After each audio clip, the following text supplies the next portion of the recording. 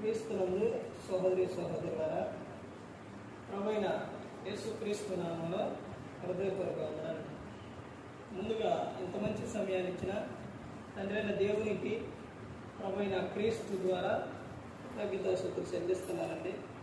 అందరూ బాగున్నారండి. వాక్యం చదువుకొని ప్రార్థన చేసుకున్న తర్వాత పాటలోకి వెళ్దామండి. లూకా గారు రాసిన సువార్త 24వ అధ్యాయం. లూకా గారు రాసిన సువార్త 24వ అధ్యాయం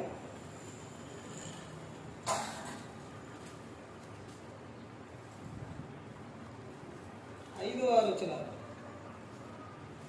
వారు భయపడి ముఖములను నేల మోపి ఉండగా వీడు, సజీవుడైన వానిని మీరెందుకు మృతులలో వెతుకుతున్నారు? ఆయన ఇక్కడ లేడు, ఆయన లేచి ఉన్నాడు.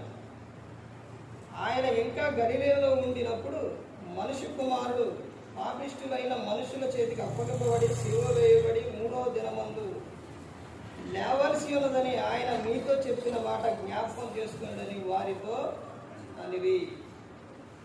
ప్రార్థన చేసుకుంది. పరలోకమందున్న మా తండ్రి, పరిశుద్ధ ప్రేమ గల తండ్రి, గొప్ప తండ్రి యెహోవా తండ్రి, అయ్యా మీ ప్రియ కుమారుడు యేసుక్రీస్తు ప్రభువారి ద్వారా కృతజ్ఞతాస్తుతులు చెల్లిస్తున్నాము నాయన. ఆరాధన క్రమంతట్లో మీరే నడిపించండి నాయన. వాక్యం బోధించుండగా వినువారు తండ్రి మంచి తండ్రిని వాక్యానుసారం నడిచే భాగ్యం దయచేయండి నాయన. వాక్యం బోధించుండగా ఈ లోక సంబంధమైన జ్ఞానంతో కాకుండా మీ జ్ఞానంతో మాట్లాడే భాగ్యం దయచేస్తారని మా ప్రభువైన యేసుక్రీస్తు నామమున వేడుకుంటున్నాం తండ్రి, ఆమేన్. ప్రభువైన యేసుక్రీస్తు నామములో హృదయపూర్వక వందనాలండి. దేవుని కుమారుడు యేసుక్రీస్తు ప్రభువు ఈ లోకానికి వచ్చిన తర్వాత పరలోక రాజ్యం సమీపిస్తుంది కనుక మారు మనసు పొందమని ప్రకటింప మొదలుపెట్టారు. గడిచిన వారాల్లో ఏ పాఠాలు నేర్చుకున్నాం? మేమేమన్నా స్టూడెంట్ అనుకుంటున్నారా ఏంటండి? ఏంటి అడుగుతారు అనుకుంటున్నారా? అమ్మా, ఇక్కడైనా ఎక్కడైనా అందరూ స్టూడెంట్లే. అందరూ కూడా మేము నేర్చుకోవాలి, మీరు నేర్చుకోవాలి, అందరూ నేర్చుకోవాలి. అందరూ కలిసి క్రీస్తుని గురించి చెప్పాలి. ఇంకో విషయం ఏంటంటే, నేర్చుకునేటప్పుడు చెప్పేటప్పుడు వాళ్ళు చిన్నోళ్ళ పెద్దోళ్ళ అవన్నీ ఉండదు. చెప్పే కాడ, గద్దించే కాడ, హెచ్చరించే కాడ ఇవన్నీ కూడా సమానంగా ఉంటాయి. కాకపోతే సేవకుల్లో చెప్పినప్పుడు ఎలా ఉంటుందంటే, ఇక అంటే మా మంచి కోసమే కదా, మా కోసమే కదా గద్దించింది, హెచ్చరించిందని ఉంటుంది. విశ్వాసుల కాడికి వచ్చేసరికి ఏదన్నా ఒక మాట చెబితే వాళ్ళు ఇక మరలా మందిరానికి రారు. లేకపోతే వాళ్ళ అన్నీ మారిపోతుంటాయి అన్నమాట. ఇక కానీ సేవకుల సేవకుల్లో ఎలా తిడతారో తెలుసండి, ఎలా మాట్లాడతారో తెలుసా? ఏదన్నా వాక్యం లేదా చదవకపోతే తినలేదా, రావట్లేదు, తినలేదా, తిని రాలేదా అంటారు. లేకపోతే వందనాలు చెప్పకపోయినా, లేకపోతే ఆమె చెప్పకపోయినా, లేకపోతే ఏ విషయంలోనైనా అసలు ఊరుకోరు. కానీ సంఘంలోకి వచ్చేసరికి ఎలా ఉండాలంటే, గట్టిగా చెప్పినా, గద్దించి చెప్పినా, హెచ్చరించి చెప్పినా, ఎలా చెప్పినా ఈ రోజున మా కోసమేగా అనుకునే విధానం లేదు.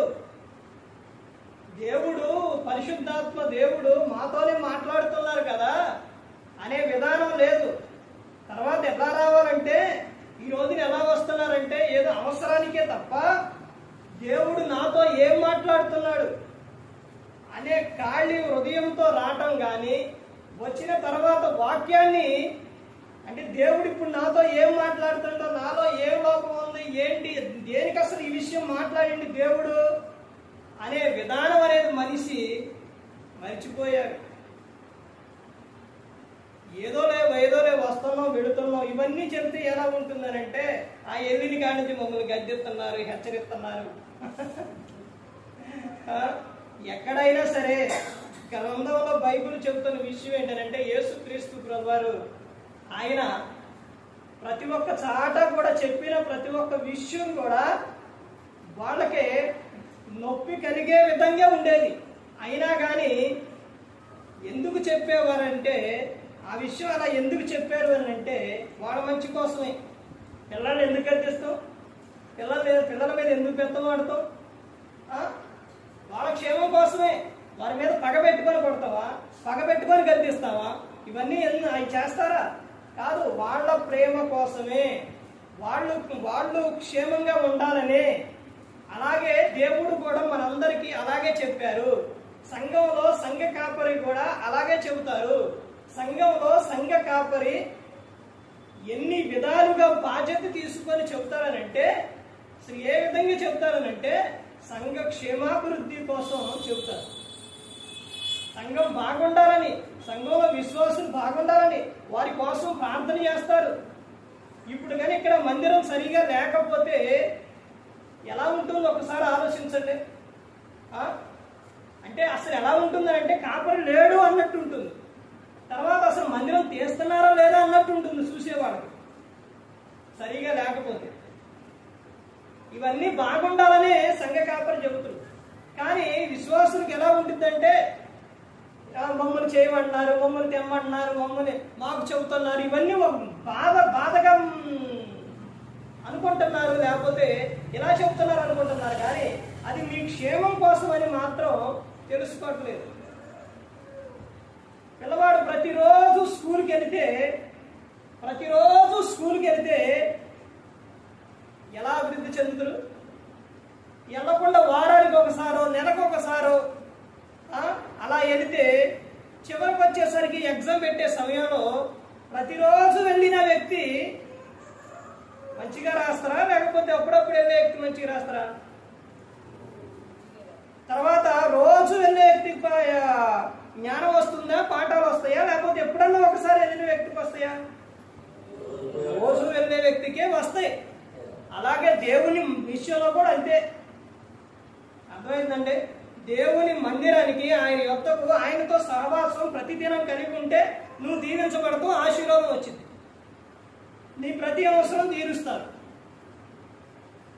ఎప్పుడన్నా ఒకసారి అంటే ఎప్పుడన్నా ఒకసారేనంటే ఎలా ఉంటుందనంటే, సామెతలో 1వ అధ్యాయం 24వ వచనం నుంచి ఉంటుంది. నీకు ఆపద వచ్చినప్పుడు, నీకు బాధ కలిగినప్పుడు, అప్పుడు నువ్వు ప్రభువా అని శ్రద్ధగా వెతికినా ఆయన దొరకడం, ఆయన అపహాసం చేస్తారంట. అర్థమవుతుందండి? అలా ఉండకూడదు. ఆయన ఏమని చెప్తున్నారంటే, నేను సాత్వికుడను, దీన మనసు వలగాడును గనుక నా యొద్దకు వచ్చి నేర్చుకుని అని చెప్తున్నారు. అప్పుడు మీకు ఏం దొరికిద్దని చెప్తున్నారు? ఏం దొరికిద్దండి? మీ ప్రాణాలకు విశ్రాంతి దొరికిద్ది అని చెబుతున్నా కానీ మనిషి మాత్రం మారడు. క్రైస్తవులు ఎలా ఉంటారనంటే, విషయం చెబితే ఎలా ఉంటారంటే, దేవుడి నుంచి వచ్చే ఆశీర్వాదం తీసుకోరు.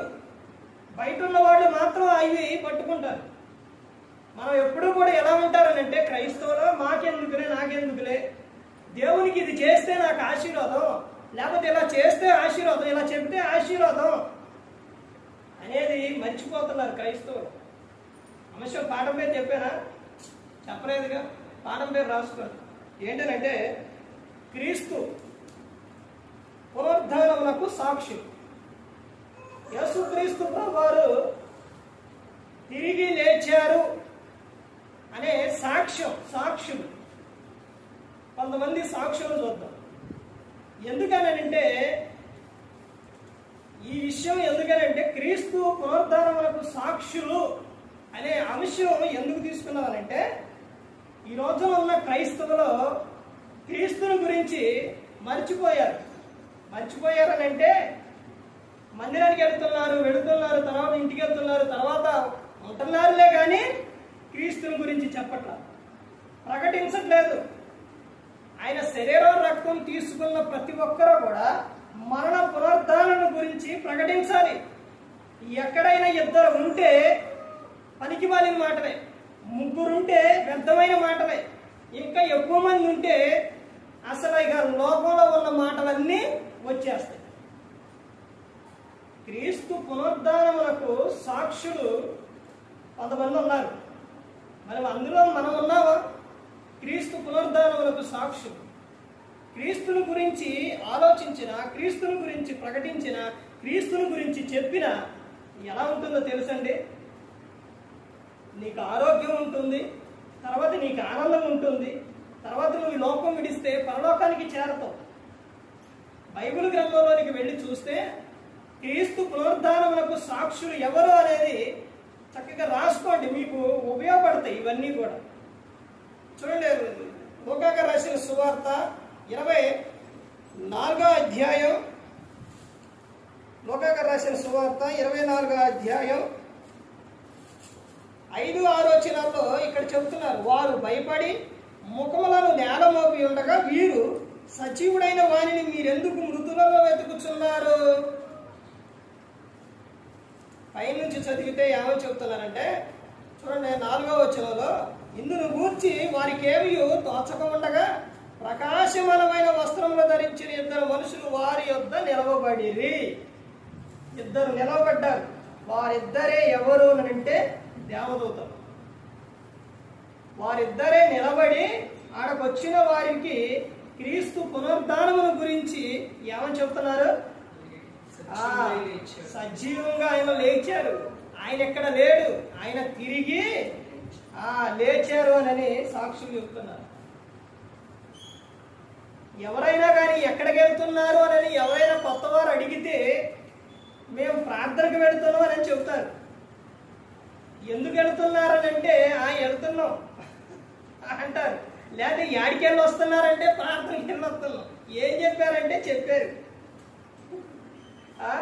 ఇవి కాదండి, ఈరోజు యేసు క్రీస్తు ప్రభువారు తిరిగి లేచారు. అంటే ఈరోజు క్రైస్తవులకు ఏంటి అని అంటే పండగ. ఈరోజు ప్రతి ఆదివారం పండగే.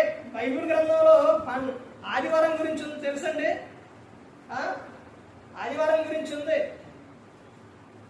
నేను ఆ అంశం కూడా రాశాను. కాకపోతే ఈ సందర్భాల్లో చెప్పడానికి అంశం పెద్ద అంశం కాదు. అయితే ఆదివారం గురించి చెబితే ఆ సందర్భం ఎలా ఉంటుందనంటే మత్తయి సువార్త 28వ అధ్యాయంలో ఉంటుంది, తర్వాత అపోస్తుల కార్యాల్లో ఉంటుంది. యేసు క్రీస్తు ప్రభువారు ఆయన తిరిగి లేచిన తర్వాత అక్కడికి వెళ్ళిన సందర్భాలు, అక్కడ జరిగిన విషయాలు, తర్వాత ఆదివారమున ఎందుకు ఆయన శరీర రక్తం తీసుకోవాలి అని అంటే అక్కడ అపోస్తులైన పౌలు గారు అపోస్తుల కార్యాల్లో చెబుతారన్నమాట. ఆదివారం అనే రొట్టె విరిచారు. ఇంకా ఆయన ప్రసంగం ఎలా ఉండేది తెలుసండి. బైబిల్ గ్రంథంలో యేసుక్రీస్తు ప్రభువారు కానీ అపోస్తులైన పౌలు గారు కానీ వాళ్ళు ప్రసంగించిన ప్రసంగాలు ఈ రోజున చెబితే వస్తారా? సార్ రావటం కాదు, ఇక్కడనే కాదురండి, మీరనే కాదు, నేను ఇక్కడ విషయం చెప్పట్లా, ఇప్పుడు యూట్యూబ్ ద్వారా కూడా వెళ్తుంది ఇది. అక్కడ ప్రతి ఒక్కరూ వింటారు. ఏ ప్రాంతంలోనైనా ఎక్కడైనా కానీ ఉన్న విధానం ఏంటంటే కొన్ని ప్రాంతాల్లోనేమో సమయం ఎక్కువ తీసుకెళ్తే రారు, కొన్ని ప్రాంతాలలోనేమో నేను ఎందుకంటే అనేక ప్రాంతాలకు వెళుతుంటున్నాను కాబట్టి తెలుసు, కొన్ని చోట్లేమో ఎక్కువసేపు వాక్యం చెప్తే ఇంకా ఎంతసేపు చెప్తారండి అంటారు. ఏదన్నా కూడికి పెట్టుకున్న కాడ కొంచెం ఎక్కువ తీసుకెళ్తే ఇక తినే పని లేదేగా అంటారు. అసలు ఎన్ని విధాలుగా ఉంటాయి అంటే ఈ రోజున వాక్యం కూడా యూట్యూబ్లో కూడా వాక్యాలు ఎలాగంటే యూట్యూబ్లో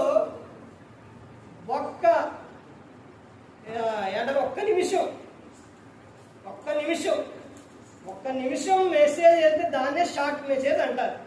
అది వెళితేనే వందలల్లా వేలలో చూస్తారు.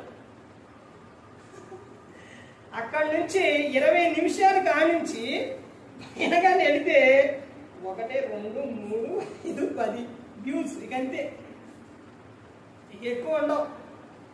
అంటే అంతసేపు వాక్యాన్ని వినే అంత టైం కూడా మనిషికి లేదు. ఏంటనంటే అందులో రీల్స్లోనే దాంట్లో ఏముంటుంది అంటే ఇలా వచ్చినప్పుడు ఇలా చూసేటప్పుడు ఎలా కానీ లేకపోతే ఎలా ఇవన్నీ ఉంటాయి కాబట్టి ఏంటబ్బా అని అట్లా టచ్ చేస్తారు అంతే. టచ్ చేసి అడగనా ఇదే ఇంతేనా అని మళ్ళీ పైకి అంటారు. అది కూడా పూర్తిగా మనిషి అలా మారిపోయారు. యేసుక్రీస్తు ప్రభువారు 3 రోజులు ప్రసంగం చెప్పారు. 30 నిమిషాలు కూర్చుంటారండి. ఇప్పుడు పౌలు గారు అర్ధరాత్రి వేళ ఆయన వాక్యం చెప్పేటప్పుడు మందిరానికి వచ్చినప్పుడు ఎవరైనప్పటికీ కూడా ప్రతి ఒక్కరూ కూడా చాలా జాగ్రత్తగా కూర్చోవాలి, చాలా జాగ్రత్త కలిగి ఉండాలి, మీ ప్రవర్తన జాగ్రత్త అని చెప్పారు. ఇప్పుడు ఐతుకు అనే పిల్లవాడు 3వ అంతస్తు నుంచి కిటికీలో కూర్చుంటే నిద్ర వచ్చింది. నైట్ ప్రసంగం, నైట్ అంటే నిద్ర వచ్చింది. అక్కడి నుంచి జోగి ఏమైపోయాడు, కింద పడ్డాడు, చనిపోయింది. ఇప్పుడు ఆ పడ్డప్పుడు కింద పడటంతోనే వీళ్ళేమన్నా బ్రతుకుతురులే మరి కూర్చోండిలే అని ఉంటారా? ఎక్కడైనా ఉండరు. మొత్తం ఏదైనా ఒక సందర్భం జరిగింది మొత్తం. ఇదివరకు మా చిన్నప్పుడు మాకు చిన్నప్పుడు ఎంత ఉన్నప్పుడు అంత ఉన్నప్పుడు ప్రార్థనకి వెళ్తే అప్పుడు ఇప్పుడైతే పర్లేదులండి. ఇప్పుడు అన్ని చోట్ల కొంచెం బాగానే ఉన్నారు. కానీ మేము అంత ఉన్నప్పుడు ప్రార్థనకి వెళ్తే ప్రార్థన సమయంలో అప్పుడు కానీ ఇప్పుడు ప్రార్థన చేసేటప్పుడు కళ్ళు మూసుకుంటారు కదా, అప్పుడు కానీ టప్పుడు తాటేది వర్షం రాగానే ఏం సౌండ్ వచ్చింది కండి.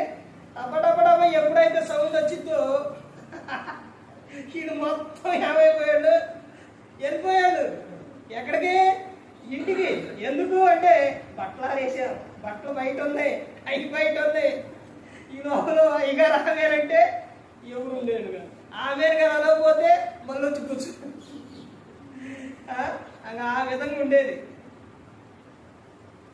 ఈ రోజున ఇప్పుడు కొంచెం దేవుడు అంటే వాక్యం చదువుతున్నారు, వింటున్నారు, యూట్యూబ్ ద్వారా అన్నీ చూస్తున్నారు. కాబట్టి ఈ రోజున అర్థమవుతుంది ఇదే శాశ్వతమైనది, అవి శాశ్వతం కాదు అని.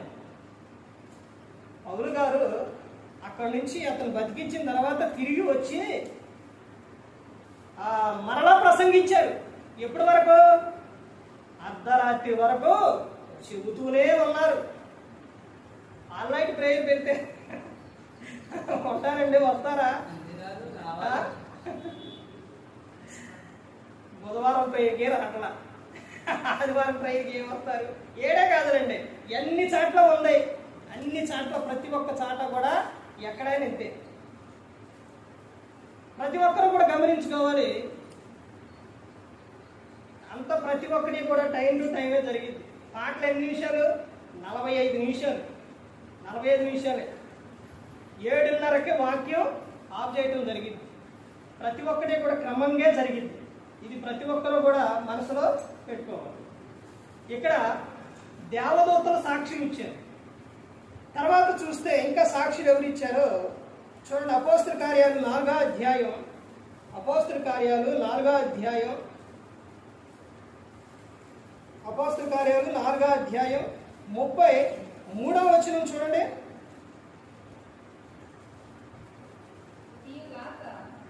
అపోస్తల కార్యాలు చదువు. ఇదియో గాక అపోస్తలులు బహుబలముగా ప్రభువైన యేసు పునరుద్ధానమును గురించి సాక్ష్యం ఇచ్చిరి. దైవ కృప అందరి యందు అధికముగా ఉండెను. ఎవరిచ్చారంట సాక్ష్యం? ఎవరిచ్చారు? అపోస్తలులు ఇచ్చారు. చదవబడిన అక్కడే ఉంటుందండి. మనం చక్కగా జాగ్రత్తగా చూస్తే అక్కడే ఉంటుంది. అపోస్తలులు ఎవరి గురించి సాక్ష్యం ఇచ్చారు? ఎలా ఇచ్చారు? బహుబలంగా ఇచ్చారు, ధైర్యంగా ఇచ్చారు. వాళ్ళు ధైర్యంగా చెప్పారు. క్రీస్తు మరణ పునరుద్ధారణ గురించి ధైర్యంగా చెప్పారు. క్రీస్తుని గురించి ధైర్యంగా చెప్పాలండి. ఎందుకంటే మనందరి రక్షకుడు ఆయనే, మనల్ని కరుణించేది ఆయనే, కాపాడేది ఆయనే, మన పాపాలు క్షమించేది ఆయనే, పరలోకం ఇచ్చేది ఆయనే. యేసుక్రీస్తు ప్రభువు నిన్ను స్వస్థపరిచేది ఆయనే. ఆయన ద్వారానే ఏదైనా కానీ ప్రతి ఒక్కటి కూడా తండ్రి అయిన దేవుడు మనల్ని జగత్పునాది వేయబడక మునిపే క్రీస్తులో ఏర్పరచుకున్నారు.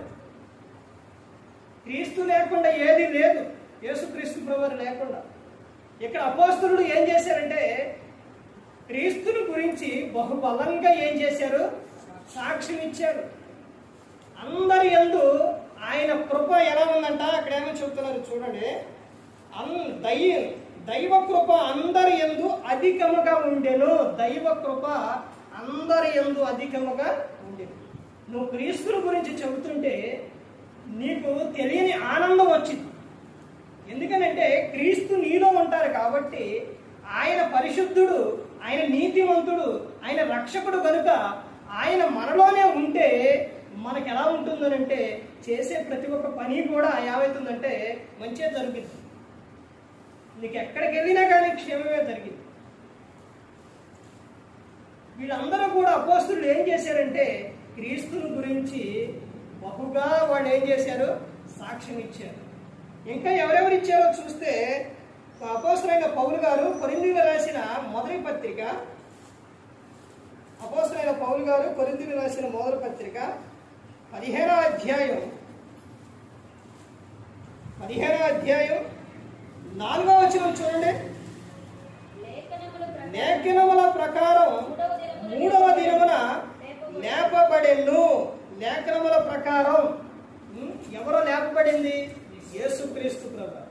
అంటే సాక్ష్యం, క్రీస్తు పునరుద్ధానం గురించి సాక్ష్యం ఏమిస్తున్నాయి అనంటే లేఖనాలు సాక్ష్యం ఇస్తున్నాయి. క్రీస్తు పునరుద్ధానం గురించి ఈ లేఖనాలు చెబుతున్నాయి, క్రీస్తుని గురించి చెబుతున్నాయి. తండ్రి అయిన దేవుడు పరిశుద్ధాత్మ దేవుని సహాయంతో ఈ గ్రంథాన్ని రాపించారు. ఈ గ్రంథం మనం చదువుతున్నామనంటే అసలు ఈ గ్రంథాన్ని పట్టుకొని చెబుతున్నా చదువుతున్నా ఎంత ధన్యతో తెలుసండి. మీరు ఎవరో తెలుసా?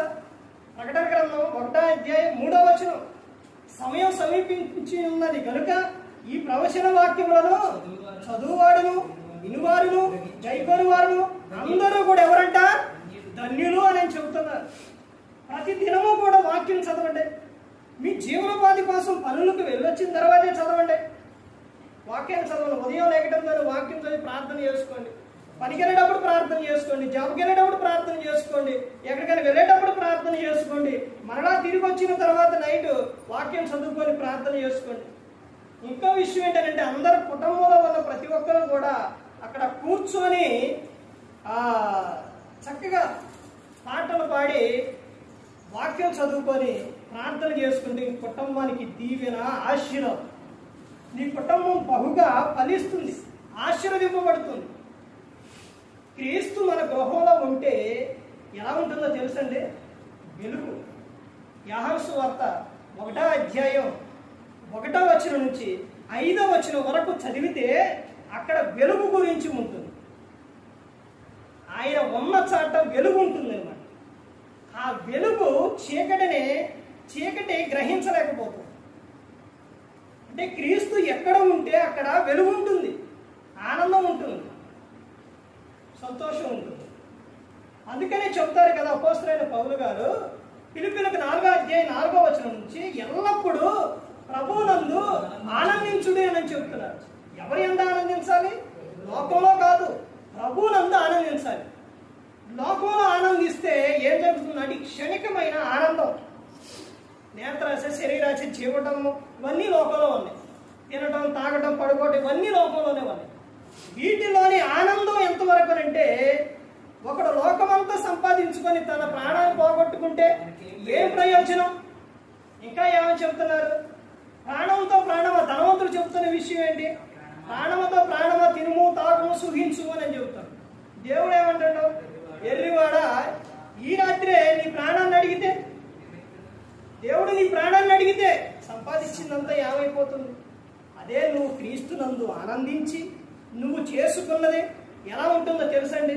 కీర్తనలో 128వ కీర్తన 1వ వచనం నుంచి 6వ వచనం వరకు ఆయన ఎందుకు భయభక్తులు కలిగి ఉంటే నువ్వు ధన్యుడువు, నీ కష్టార్జితం నువ్వు అనుభవించదు, నువ్వు ప్రతిదినము నువ్వు చేసుకొని వచ్చింది నువ్వు సంతోషంగా తింటావు. నీ కుటుంబం ఆనందంగా ఉంటుంది. నువ్వు వర్ధిల్లుతో నీకు ఏదైతే కావాలో అవన్నీ దేవుడు నీకు ఇస్తారు. ఒక్కసారి మొత్తం ఇస్తే ఏమవుతుందో తెలుసండి, మొత్తం ఒకేసారి ఇస్తే పాడైపోతుంది, పనికి రాకుండా పోతుంది. అర్థమవుతుందండి? దేవుడు అలా ఇవ్వడు, నీకు ఏదైతే అవసరమో అదే ఇస్తారు. పిల్లలకు కూడా తల్లిదండ్రులు అలాగే ఇస్తారా? మరి ఆ విషయాన్ని గుర్తు పెట్టుకోవాలిగా. ఒక్కసారే పిల్లవాడికి 1,00,000 రూపాయలు ఇస్తారా? అడిగారు కదని. ఇస్తే ఏం చేస్తాడు? పారేసుకుంటాడు, పాడు చేసుకుంటాడు, ఏదో ఒకటి ఎదిగింది. అందుకని ఒక్కసారి ఎవరు, దేవుడు కూడా అంతేనండి, మనకు ఒకేసారి అంత ఇవ్వడు. కానీ ప్రతి దినము కూడా మనకి ఏదైతే కావాలో అది మనకు ఇస్తూ ఉంటారు. మనని ఆనందంగా ఉండే విధంగా దేవుడు చూసుకుంటాడు. ఇక్కడ లేఖనాలు ఏం చెబుతున్నాయంటే క్రీస్తుని గురించి ప్రకటిస్తున్నాయి, క్రీస్తు పునరుద్ధానముల గురించి సాక్ష్యాలు ఇస్తున్నాయి లేఖనాలు. తర్వాత చూడండి ఇంకా ఎన్నో విషయం అంటే యోహాను గారు రాసిన సువార్త 20వ అధ్యాయం, యోహాను గారు రాసిన సువార్త 20వ అధ్యాయం 6వ వచనం చూడండి. అంతట సీమోను పేతురు అతని వెంబడి వచ్చి సమాధిలో ప్రవేశించి నారబట్టలు పడి ఉండుటయు ఆయన తల రోమాలు నారబట్టల యొద్ద ఉండగా వేరుగా ఒక చోట చుట్టి పెట్టి ఉండుటయు చూచెను. ఇక్కడ పేతురు గారు ఎవరెవరంట? పేతురు గారు సీమోన్ అంటే సీమోను పేతురే. అయితే ఇక్కడ జరిగిన విషయం ఏంటంటే కొన్ని సందర్భాల్లో ఎవరెవరు వెళ్తారనంటే అక్కడికి పేతురు గారు యోహాను గారు వెళ్తారు, ఒక సందర్భంలో చెబుతారు. అయితే ఇప్పుడు క్రీస్తుని గురించి అక్కడ ఒక ఆమె వచ్చి వీళ్ళకి చెప్పినప్పుడు పరుగున వెళ్తారు. వెళ్ళినప్పుడు ఈ ఎవరంటే యోహాను గారు ఏం చేస్తారంటే అక్కడికి వెళ్ళి ఇలా నుంచొని చూస్తారు. కానీ పేతురు గారు ఏంటంటే మొదటి నుంచి కూడా ఆయన ఏంటంటే చురుకుతనం ఎక్కువ, వయసులో పెద్ద ఆయనే. ఇప్పుడు యేసుక్రీస్తు ప్రభు వారికి పేతురు గారికి సగానికి సగం వయసు తేడా. అంటే ఆయనకు ఒక 60 ఉంటే యేసుక్రీస్తు ప్రభు వారికి 33.5 సంవత్సరాలు, సగానికి సగం. ఇప్పుడు యేసుక్రీస్తు ప్రభు వారి వెంట ఉండి నువ్వు చెప్పేది ఏంటి అని ఆయన అనలేదు. అర్థమైందండి? పేతురు గారు ఆయన ప్రతి ఒక్క విషయంలో ప్రభా నేనున్నాను, ప్రభా నేను చేస్తాను, ప్రభా నేను ఉంటాను ప్రభా అని ఆయన ఏమంటావు అన్ని విషయాల్లో ముందే ఉండేవాడు. అలాగే సమాధి దగ్గరకు వెళ్ళినప్పుడు యోహాను గారు ఏం చేశారంటే ఇలా వెళ్ళి ఇలా చూస్తున్నారు. పేతురు గారు ఏం చేశారంటే లోపలికి ఎత్తిపోయారు. ఎక్కడ ఏమో చెప్తున్నారో చూడండి. వంగి ఆయన చూడండి 3వ వచనం చూడండి. కాబట్టి పేతురును ఆయన శిష్యులను బయలుదేరి సమాధి వద్దకు వచ్చి వారిద్దరిని కూడి పరిగెత్తుచుండగా ఆ శిష్యుడు పేతురు కంటే త్వరగా పరిగెత్తి ముందుగా సమాధి వద్దకు వచ్చి వంగి నారబట్టలు పడి ఉండుట చూచిన గాని అతడు సమాధిలో ప్రవేశింపలేదు. ఎవరో తర్వాత చూడండి 6వ వచనం. అంతట సీమోను పేతురు అతని వెంబడి వచ్చి సమాధిలో ప్రవేశించి, చెప్పింది ఇప్పుడు మొత్తం కూడా ఎక్కడే ఉందండి. ఆయన వెళ్ళిండి కానీ యోహాను గారు చూడలేదు. ఒక సందర్భం ఇంకొక సాటి ఉండింది. తర్వాత ఇక్కడేమో పేతురు గారు లోపలికి వెళ్ళి చూసినప్పుడు నారబట్టలు అవన్నీ కూడా అక్కడ ఎలా ఉన్నాయంట. అంతట సీమోను పేతురు అతని వెంబడి వచ్చి సమాధిలో ప్రవేశించి నారబట్టలు పడి ఉండుటయు ఆయన తల రోమాలు నారబట్ట మీద ఉండగా వేరుగా ఒక చోట చుట్టు పెట్టి ఉండుటయు చూచెను. అప్పుడు మొదట సమాధి వద్దకు వచ్చిన ఆ శిష్యుడు లోపలకు పోయి చూచి నమ్మేను. అంటే ఇక్కడ సాక్ష్యం అంటే సాక్ష్యం ఇస్తున్నాయి. సాక్ష్యం ఏంటి? సాక్ష్యం ఏంటి? నారబట్టలో సమాధి. క్రీస్తు పునరుద్ధానం గురించి సాక్ష్యం ఏంటంటే సమాధి సాక్ష్యం. అంటే సమాధి సాక్ష్యం ఏంటి? సమాధి సాక్ష్యం ఏంటి మనకు గుర్తు రావాలి. యేసుక్రీస్తు ప్రభువు శిలువలో మరణించారు, తర్వాత సమాధిలో పెట్టారు. ఇప్పుడు ఆ సమాధిలో ఆయన ఉన్నారా? లేడు అనేది సాక్ష్యం. సమాధి ఎలా ఉంది? నారబట్టలు అయితే ఉన్నాయి కానీ అక్కడ ఎవరు లేరు? యేసు క్రీస్తు ప్రభువారు లేరు. అంటే క్రీస్తు పునరుద్ధానం గురించి ఆయన తిరిగి లేచారు అని సాక్ష్యం ఖాళీ సమాధి. తర్వాత ఇంకా ముందుకెళ్తే చూడండి, ఇంకా సాక్ష్యం ఎవరు? యోహాను గారు రాసిన సువార్త 20వ అధ్యాయం 28వ వచనం. అందుకు తోమ ఆయనతో, నా ప్రభువా నా దేవా అని. యేసు, నీవు నన్ను చూచి నమ్మితివి, చూడక నమ్మిన వారు ధన్యులని అతనితో చెప్పెను. యేసుక్రీస్తు ప్రభువారు తిరిగి లేచిన తర్వాత ఎక్కడికి వచ్చారు? శిష్యుల యొద్దకు వచ్చారు. శిష్యుల యొద్దకు వచ్చినప్పుడు ఆ శిష్యుల్లో ఈ తోమ ఉన్నాడా? లేడు. ఎక్కడికి వెళ్ళాడు? బయటికి వెళ్ళాడు. తర్వాత వచ్చిన ఈ లోపు యేసుక్రీస్తు ప్రభువారు వచ్చారు, వెళ్ళిపోయారు.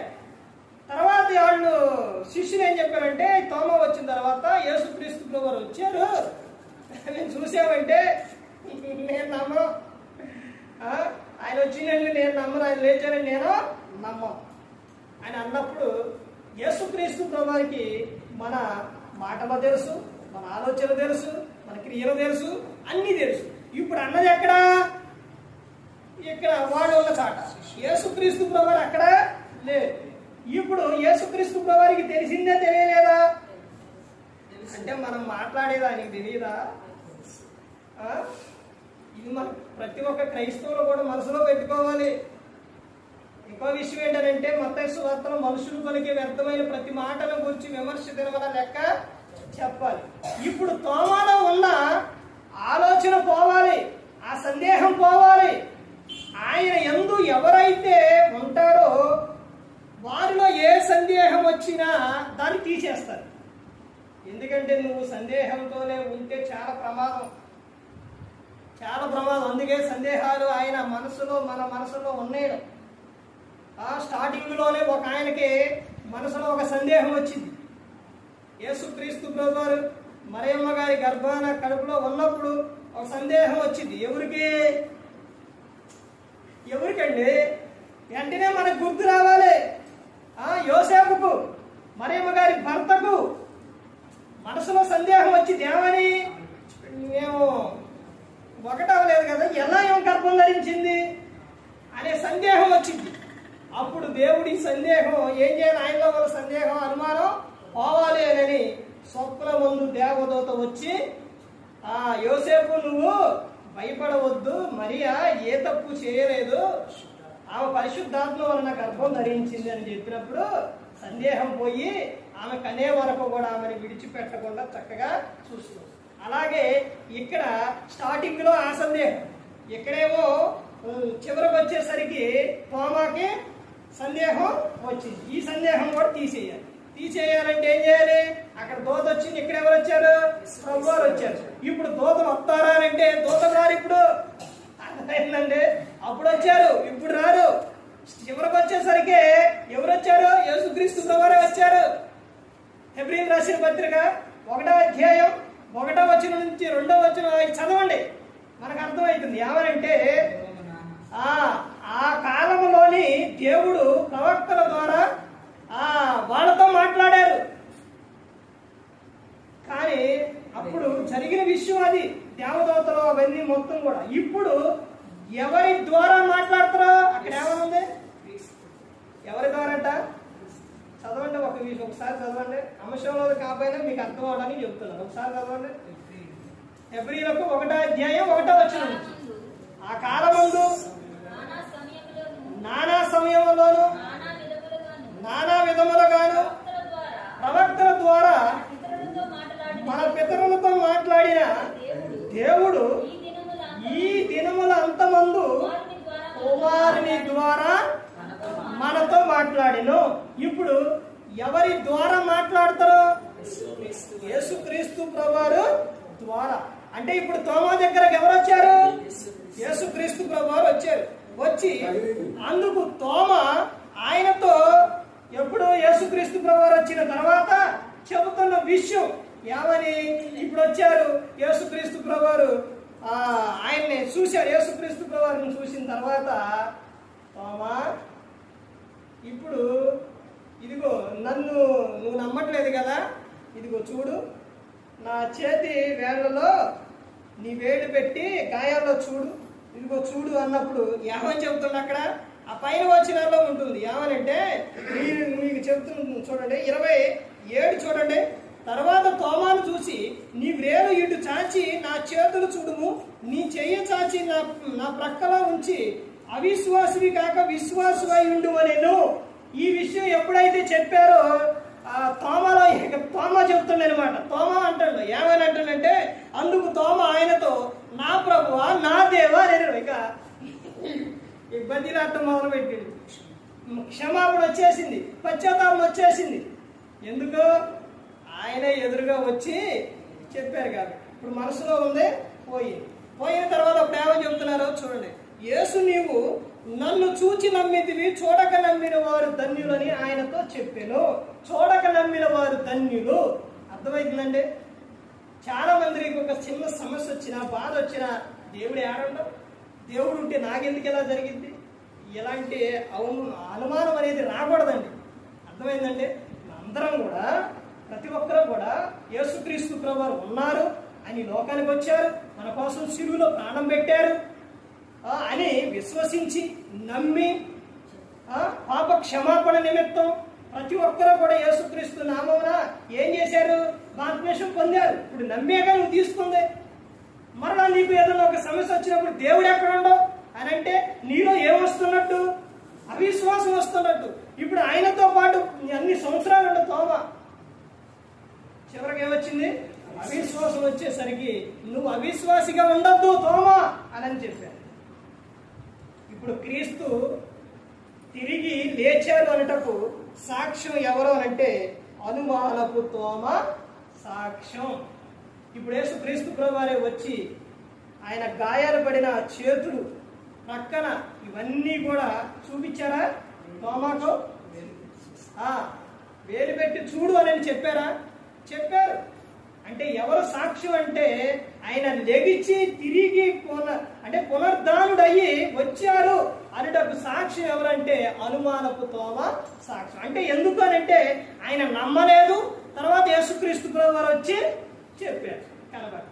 తర్వాత ఇంకా ముందుకెళ్తే చూడండి, అపోస్తలుడైన పౌలు గారు కొరింథీయులకు రాసిన మొదటి పత్రిక, రెండు విషయాలు చూసి ముగించుకున్నామండి. కొరింథీయులకు రాసిన మొదటి పత్రిక 15వ అధ్యాయం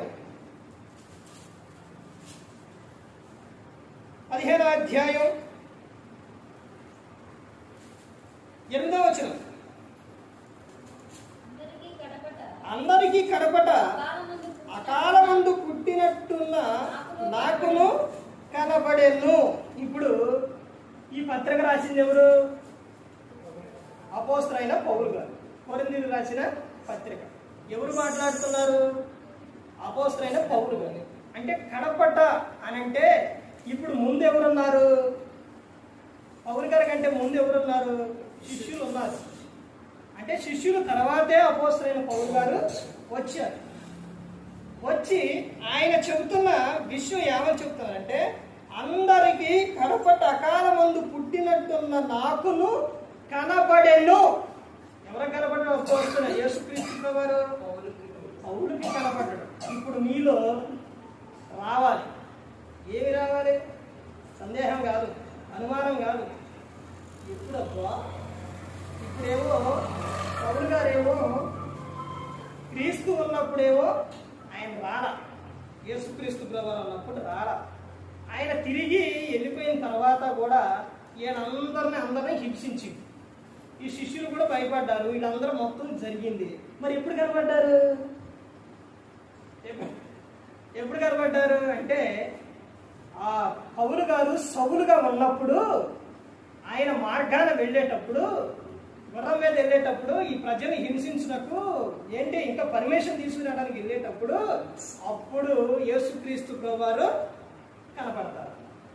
అప్పుడు గుర్రం మీద నుంచి కింద పడతారు. అప్పుడు దెబ్బ ఎక్కడ తగిలిద్ది అంటే ఎప్పుడైతే కళ్ళుకి అదంతా అయిపోయిన తర్వాత కనపడకుండా ఎప్పుడైతే గుర్రం మీద నుంచి పడతారో ఏమంటాడు? ప్రభువా అంటారు. మనిషికి దేహానికి దెబ్బ తగిలితే ఏమంటారు? ఏమంటారంటే అమ్మ అంటారు, మాయ అనరు, అత్త అనరు, తమ్ముడు అనరు, అన్న అక్క అనరు, ఏమంటారు? అమ్మ అంటారు. ఎందుకనంటే ఇక్కడ రెండు విషయాలు గమనించండి. ఈ దేహాన్ని ఇచ్చింది ఎవరు? ఈ దేహాన్ని మనకి ఈ లోకంలో రాకడానికి జన్మనిచ్చింది ఎవరు అంటే తల్లి. తల్లి గర్భంలో నుంచే వచ్చింది. తల్లి గర్భంలో నుంచి వచ్చాం కాబట్టి మన దేహానికి ఎవరైనా సరే, నువ్వు పిఎం అయినా లేకపోతే ఇంకెవరైనా, ఎంత గొప్పోడైనా పేదవాడని ఎవరైనా సరే ఏమంటారు? అమ్మ అంటారు. అమ్మ అంటారు. ఇంకే పదం రాలేక దేహానికి దెబ్బ తగిలితే అమ్మ అంటారు అంతే. నువ్వు అమ్మని ద్వేషించినా, అమ్మను చూడకపోయినా, అమ్మను పడలేకపోయినా, అమ్మను చూసినా చూడకపోయినా నీ నోట్ల నుంచి ఏమొచ్చింది? అమ్మే వచ్చింది. అర్థమైందండి. తర్వాత లోపల ఉన్న ఆత్మకు, ఆ ఆత్మ ఎవరిచ్చారు? ఎవరిచ్చారంటే దేవుడు. ఆత్మకు దెబ్బ తగలంగానే మనకు వచ్చే పదవి ఏంటో తెలుసా? ప్రభువా. పౌలు గారికి అదే వచ్చింది. లోపల ఆత్మకు దెబ్బ తగలంగానే ప్రభువా అని పలుకుతారు అన్నమాట. ఒక విషయం ఏంటంటే ఎక్కువగా మారుతారు, అందరూ మారుతారు. దేవుడు అందరినీ మారుస్తారు, ప్రతి ఒక్కరిని మారుస్తారు. కాకపోతే స్పీడ్గా మారాలంటే ఆత్మకు తగలాలి దెబ్బ.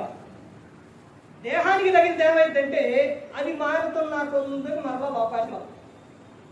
అర్థమైందంటే అంటే మార్పు వచ్చింది, అదే నిదానం పట్టి. ఇప్పుడు పౌలు గారు తగలంగానే ఏమైపోయింది? తర్వాత ఆయన మారిపోయింది. సౌలుగా ఉన్న అతను పౌలుగా మారిపోయింది.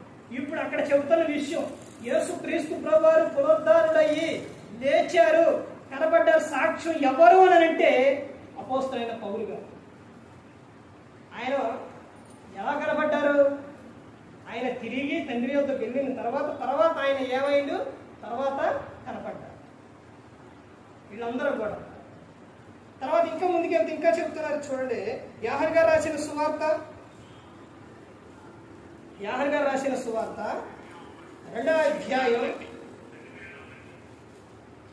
యోహాను గారు రాసిన సువార్త 2వ అధ్యాయం 19వ వచనం చూడండి. యేసు ఈ దేవాలయమును పడగొట్టి 3 దినములలో దాని లేపుదునని వారితో చెప్పాను. అక్కడ దేవాలయం ఉంది. ఆ దేవాలయాన్ని ఎన్ని సంవత్సరాలు? 40 సంవత్సరాలు కట్టారు. కానీ ఆ దేవాలయాన్ని పడగొట్టండి, నేనేం చేస్తున్నాను? 3 దినాలలో లేపుతున్నాను. అంటే వాళ్ళకి అర్థం కాల. అంటే ఆయన చెప్పిన విషయం ఏంటంటే తన దేహం గురించి చెప్పిండు యేసుక్రీస్తు. అంటే ఆయన ఏమని చెప్పారంటే నేను తిరిగి మరలా 3వ దినమున లేస్తాను అని చెప్పాడు. లెగుస్తాను అని చెప్పిన సాక్ష్యం ఎవరిక్కడ? సాక్ష్యం ఎవరండి? యేసుక్రీస్తు ప్రభువారే సాక్ష్యం. ఆ మాట చెప్పింది ఎవరు? యేసుక్రీస్తు ప్రభువారే. అంటే నేను పునరుద్ధానుడై నేను తిరిగి లేస్తాను అని ఎవరు చెప్పారు? యేసుక్రీస్తు ప్రభువారే చెప్పారు. ఆయన చెప్పినట్టే తిరిగి లేచి ఉన్నారు. తర్వాత చివరిగా చూడండి, అపోస్తల కార్యాలు 4వ అధ్యాయం,